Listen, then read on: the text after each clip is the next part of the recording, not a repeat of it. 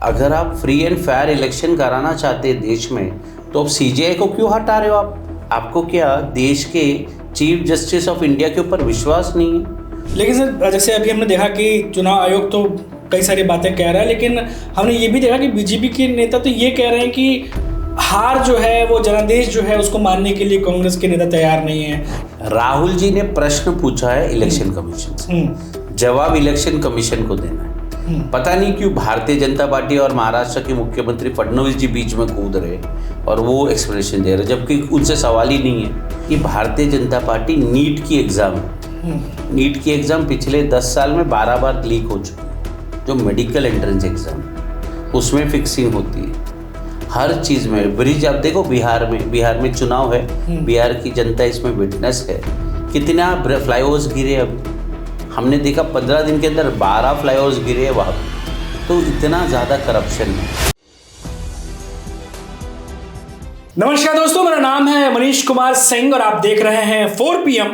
और इन दिनों बात चाहे राष्ट्रीय पॉलिटिक्स की हो, चाहे महाराष्ट्र की पॉलिटिक्स की हो या इंटरनेशनल पॉलिटिक्स की हो, लगातार कई सारे ऐसे मुद्दे हैं जिस पर आप बहुत कुछ जानना चाहते हैं, बहुत कुछ सुनना चाहते हैं, और इसीलिए आज का हमारा ये खास पॉडकास्ट आपके लिए है। दोस्तों, आज हम बहुत सारे ऐसे पॉलिटिकल सवालों का जवाब लेंगे।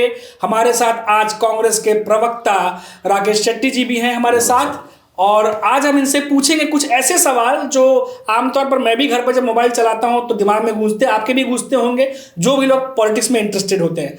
राकेश जी, सबसे पहले तो आपका स्वागत है 4 PM पे। नमस्कार। नमस्कार सर। आपका मैंने देखा राकेश जी, बहुत सारे पॉडकास्ट में कुछ क्लिप्स मैंने देखे वायरल होते रहते हैं, बहुत डायरेक्ट आप बात करते हैं। कुछ क्लिप्स हमने देखे आंदोलन करते हुए, सड़कों पर भी आप दिखाई दिए।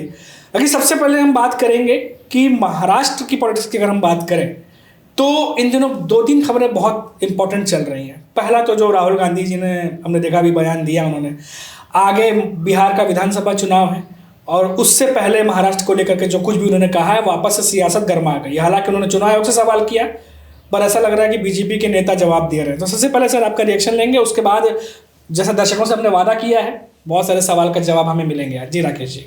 देखिए, सबसे पहली बात, राहुल जी आज लीडर ऑफ अपोजिशन जी एक संवैधानिक पद पे वो बैठे हैं। उन्होंने जो सवाल किया महाराष्ट्र को लेकर, महाराष्ट्र में जिस हिसाब से असेंबली इलेक्शन हुआ जी, और जैसे आप जानते हैं कि लोकसभा के बाद बराबर 5 महीने के अंदर महाराष्ट्र का इलेक्शन हुआ। मैं आपके दर्शक को भी बताना चाहता हूँ, लोकसभा में हम लोग जो महाविकास आघाड़ी है, हमें आउट ऑफ 48 31 सीट्स मिली थी। और इनकी जो महायुति सरकार है, जो देवेंद्र फडणवीस, एकनाथ शिंदे, अजित पवार, ये तीनों को सिर्फ 17 मिले थे। एक तरफ 31 और दूसरी तरफ 17। इसके बराबर 4-5 महीने के अंदर जब विधानसभा का चुनाव हुआ तो आप देखिए कि क्या रिजल्ट आया।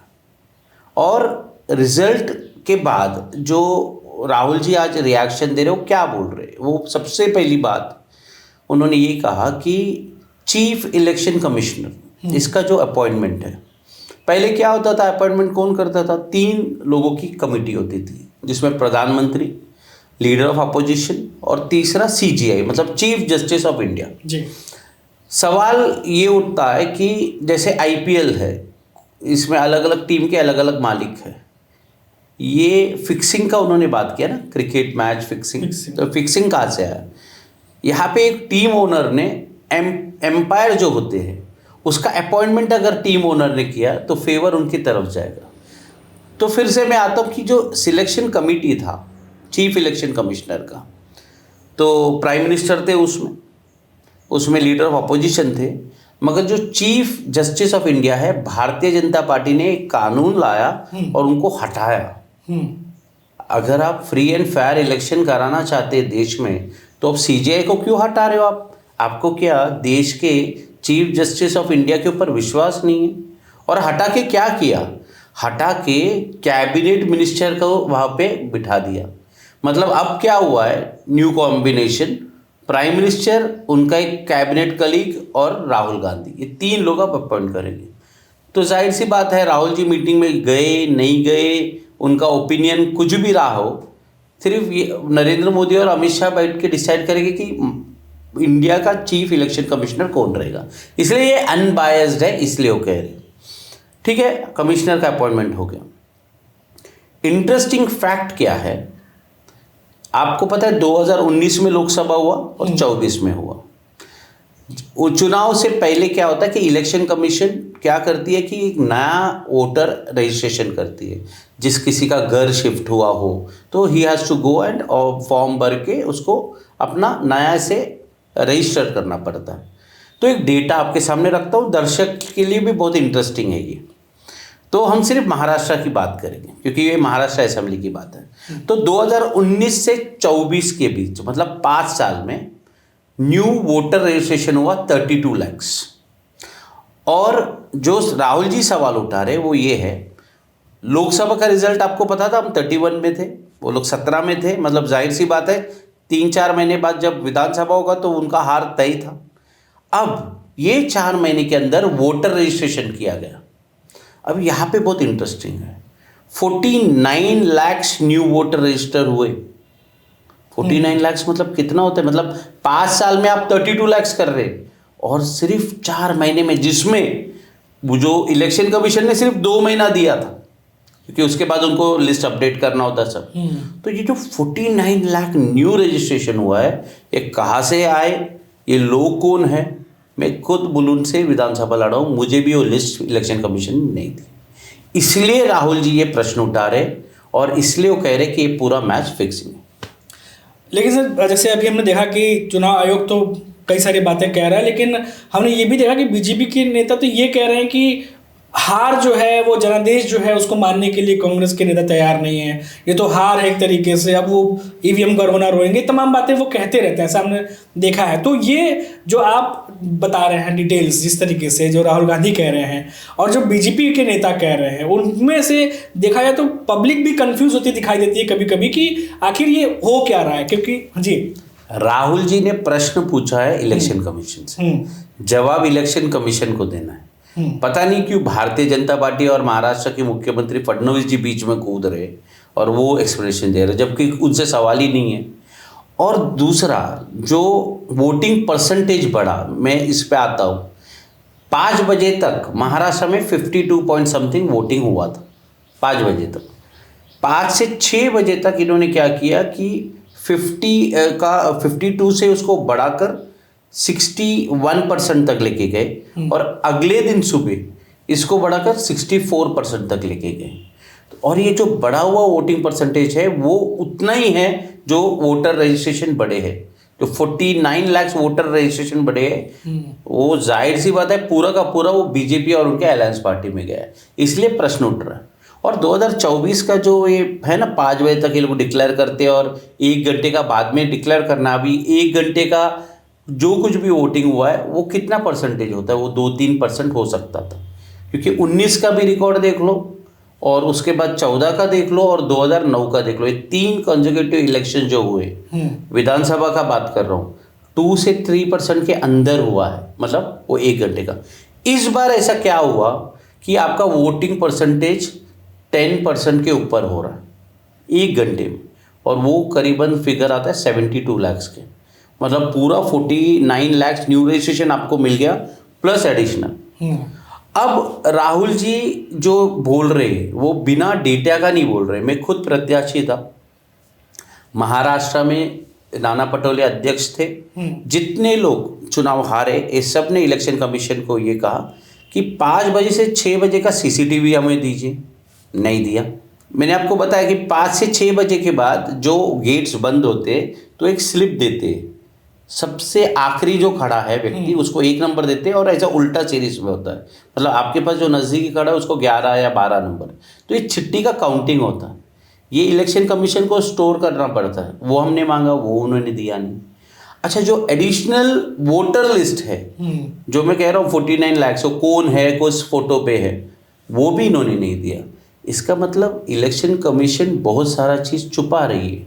और जब ये मामला आप कहेंगे कि दर्शक भी कहेंगे कि आप क्यों कोर्ट में क्यों नहीं गए, हम कोर्ट में गए। मेरा वही सवाल था अगला कि मैं उस पे ही आ रहा हूँ, क्योंकि जाहिर सी बात है इफ इतना सारा गलत है तो हम कोर्ट गए थे। सुप्रीम कोर्ट ने कहा आप उनको सीसीटीवी का रिकॉर्ड दीजिए।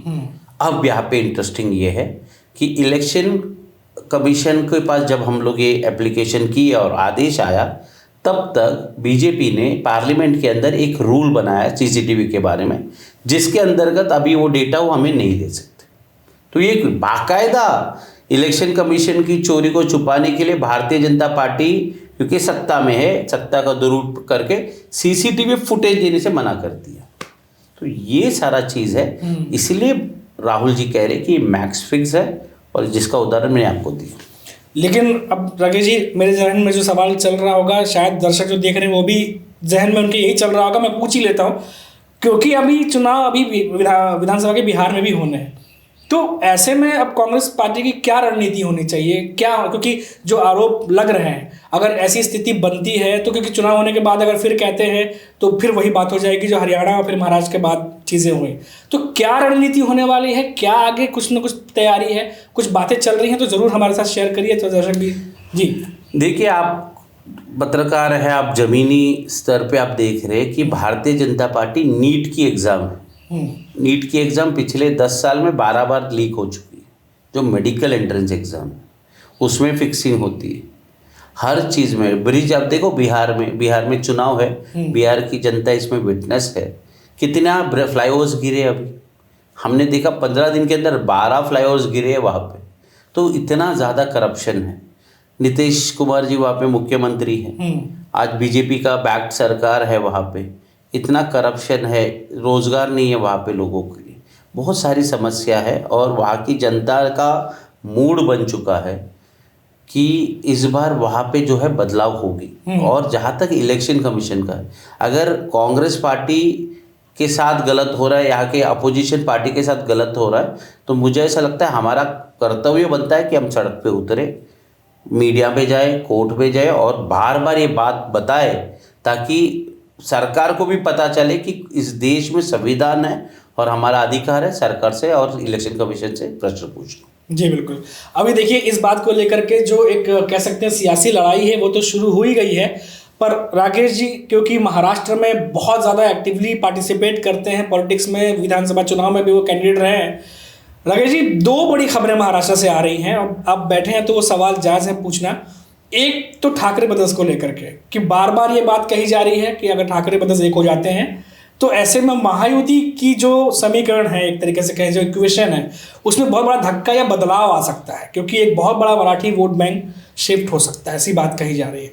क्योंकि उद्धव ठाकरे कांग्रेस की भी अलाई पार्टी है, महाविकास अघाड़ी के, तो ऐसे में कांग्रेस इस गठबंधन को किस तरीके से देख रही है, अगर वो थोड़ा सा हमें बता पाए।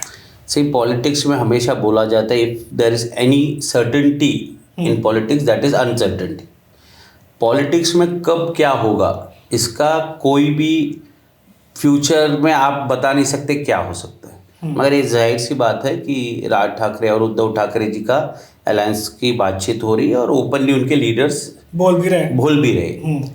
जहाँ तक इंडिया अलायंस है, इंडिया अलायंस में आप जानते हैं कि नरेंद्र मोदी और बीजेपी की जो अलायंस है उनके अगेंस्ट एक तैयार हुआ था और ये लोकसभा के लिए हुआ, और महाराष्ट्र में जो है वो हमारा महाविकास अघाड़ी करके बना है। अब जो भी कॉल लेना है वो उद्धव ठाकरे जी को लेना है कि आगे जो महानगर पालिका की चुनाव आएगी उसमें क्या उनको राज ठाकरे जी के साथ जाना है या एमवीए के साथ इंटैक्ट रहना है। इस पे भविष्य पता नहीं उनके दिमाग में क्या है और क्या इनका अलायंस होता है कि नहीं होता।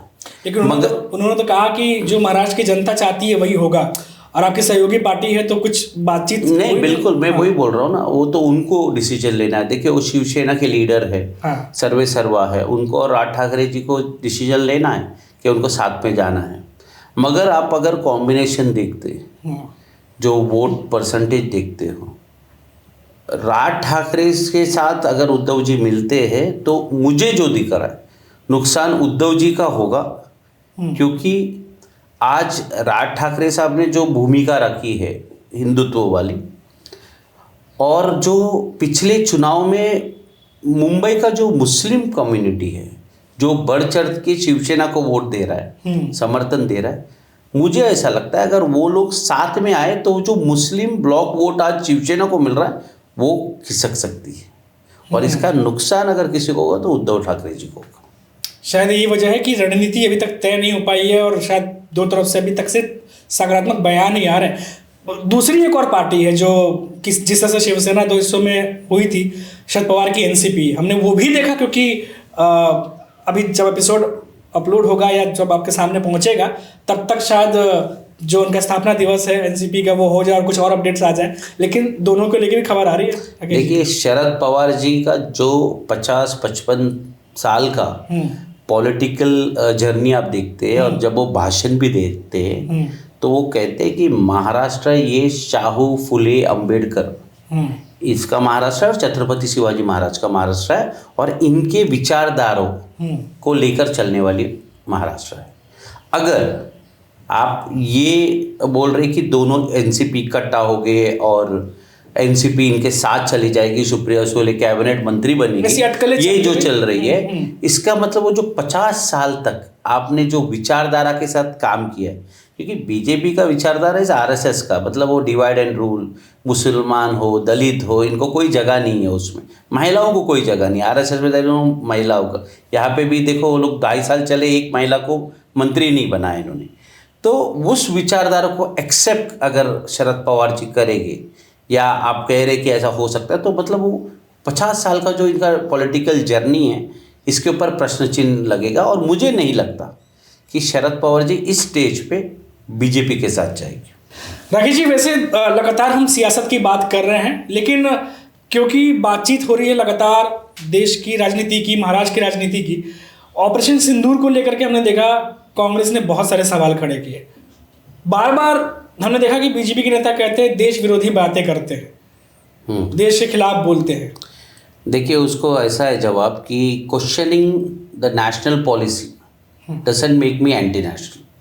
मतलब देश अलग है और भारतीय सरकार जो सरकार है वो अलग है, और सरकार में लोग होते हैं और लोग जो बैठे हुए हैं, जो प्रतिनिधि है, जैसे हमारे प्रधानमंत्री जी हो, गृह मंत्री हो, डिफेंस मिनिस्टर हो या विदेश मंत्री हो, इनसे तो सवाल पूछा जाएगा ना। और ये चुन के इसलिए आए क्योंकि जनता ने भेजा है और हमें मुख्य विपक्षी पार्टी है कांग्रेस पार्टी। हमारा काम ही ये है कि जहाँ कहीं पे भी सरकार जवाब नहीं दे रही तो उनसे सवाल उठाना। जैसे मैं आपको बताता हूँ, ऑपरेशन सिंदूर हुआ, राहुल जी ने अनकंडीशनल सपोर्ट दिया। वो ख़त्म होने के बाद 7 तारीख को शुरू हुआ, 10 को आपने ख़त्म कर दिया ऑपरेशन सिंदूर। कैसे ख़त्म हुआ? ट्रम्प साहब ने एक ट्वीट करके इसको ख़त्म कर दिया। और ट्रम्प साहब ने ऐसे नहीं किया कि मैंने नरेंद्र मोदी जी से बात की, उनको समझाया वॉर दोनों देशों के लिए नुकसानदायक रहेगा इसलिए आप बंद करो, ऐसे नहीं कहा। ट्रम्प साहब किधर भी गए उन्होंने ये कहा कि मैं इंडिया और पाकिस्तान को कहा कि तुमको बहुत सारा बिजनेस दूंगा, मतलब धंधा दूंगा, आप वॉर बंद करो। और यूएस के राष्ट्रपति ये बोलने के बाद कहीं तो देश के प्रधानमंत्री जी को, देश की जनता को बताना चाहिए ना कि मैंने सीज फायर जो किया वो इस कारण से किया और इसलिए नहीं किया कि ट्रंप ने दबाव डाला। आज तक ये प्रश्न चिन्ह बना हुआ है, सिर्फ कांग्रेस नहीं, बीजेपी के भी लोगों को पता नहीं, आरएसएस को भी पता नहीं कि जब हमारी आर्मी इतना बढ़िया कार्रवाई कर रही थी तो हम ये अचानक से सीज फायर क्यों किया। इसीलिए राहुल जी कह रहे कि आपको पार्लियामेंट का स्पेशल सेशन बुलाना चाहिए। जब मुंबई में हमला हुआ था 26/11, तभी डॉक्टर मनमोहन सिंह जी ने बुलाया था स्पेशल पार्लियामेंट सेशन। जवाब लोगों ने क्रिटिसाइज़ किया था, बट लोग जब क्रिटिसाइज़ करते हैं अपोजिशन तो आपको सुनना पड़ेगी। जब चीन से युद्ध था तब हमें सेटबैक मिला था, वो युद्ध में आप जानते हैं। वाजपेयी जी ने नेहरू जी को कहा कि आप स्पेशल सेशन बुलाइए, नेहरू जी ने बुलाया, उनका आलोचना हुआ, वो पार्लियामेंट में खड़े होकर आलोचना सहा उन्होंने और जवाब दिया जो कुछ कहना था। तो ये तो अधिकार है ना, as a leader of opposition Rahul ji अगर प्रश्न पूछ रहे, ये उनका अधिकार है और उनको ये अधिकार देश की जनता ने दिया है और नरेंद्र मोदी जी को जवाब देना चाहिए। आज तक उन्होंने जवाब नहीं दिया। तो questioning the national policy doesn't make me anti national, ये उसका जवाब। हमने देखा भी कि बहुत सारे सांसदों ने चिट्ठी लिखी है, साइन वगैरह भी किया है। अभी दिल्ली में भी इंडिया गठबंधन की एक बैठक हुई थी जिसमें फिर से सत्र बुलाने के लिए जो है वो कोशिश की जा रही है। करीब 10-15 दिन पहले भी खबर आई थी कि राहुल गांधी जी ने खुद लेटर भी लिखा था कि रिक्वेस्ट करते हैं कि सेशन बुलाया जाए। तो हाँ, इसमें देखिए और एक जो है जो पीओके है, पाकिस्तान ऑक्यूपाइड कश्मीर, हम तो ये मानते हैं कि ये भारत का भाग है जो पाकिस्तानी घुस के ले लिए थे। तो आज ये मौका था, इंडियन आर्मी तो अपना शौर्य दिखा रहा था, इस बार ये मौका था कि वो आप ले सकते थे। आपके आरएसएस, आपके जो पितृ संस्था है आरएसएस, वो हमेशा अखंड भारत की बात करते हैं। अखंड भारत में तो अफगानिस्तान भी होता है। मैं बोल रहा हूँ पीओके तो अपन ले सकते थे, इस समय मौका था, हम ताकतवर थे। आज पाकिस्तान का हालत इतना बुरा है, उनको खाने के वांदे हैं, और एक छोटा सा देश है वो। हमारा 2 स्टेट मिल गया, उत्तर प्रदेश और बिहार मिल गया, उससे बड़े हैं हम। जनसंख्या बोलो, जीडीपी बोलो, सब चीज़ में हम बड़े। तो आप एडवांस करके ले सकते थे, क्यों आपने वॉर को रुकाया? ये प्रश्न चिन्ह है।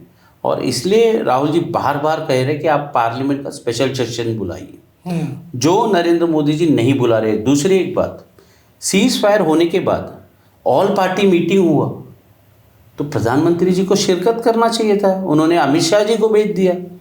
अमित शाह गृह मंत्री है, मोदी जी प्राइम मिनिस्टर है, आपको जवाब देना चाहिए। और पूरे ऑपरेशन सिंदूर में इंडियन आर्मी हो, नेवी हो, एयरफोर्स है, इन्होंने शौर्य दिखाया। मगर जो हमारी सरकार है वो जो डिप्लोमेटिक फ्रंट पे फेलियर है। जयशंकर जो विदेश मंत्री है हमारे, वो फेलियर है। प्रधानमंत्री इसमें फेल हो चुके। क्यों?